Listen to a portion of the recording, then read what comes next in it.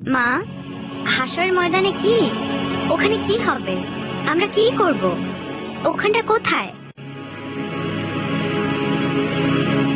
হ্যাঁ মা, হাসরের ময়দান হলো আল্লাহর হুকুমে সকল মানুষ একসাথে দাঁড়ানোর স্থান। এটি পৃথিবীর একেবারে শেষ দিন, আখিরাতের শুরু।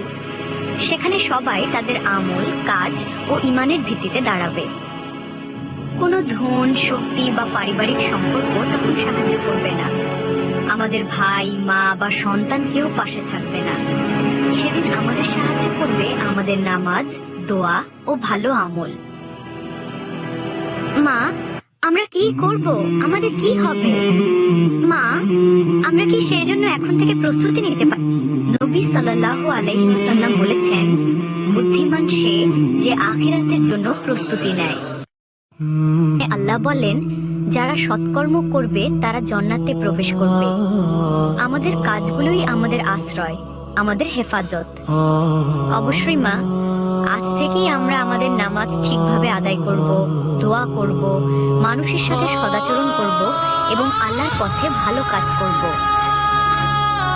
হাসরের ময়দানের জন্য প্রস্তুতি এখন থেকেই শুরু করতে হবে। মনে রাখো, আখিরাতের জন্য যিনি প্রস্তুতি নেন, আল্লাহ তাকে সহায়তা করবেন। সেই দিনটি ভয়ঙ্কর, কিন্তু যারা আল্লাহর প্রতি ভরসা রাখবে তাদের জন্য আল্লাহ হেদায়েত ও রহমত দেবেন।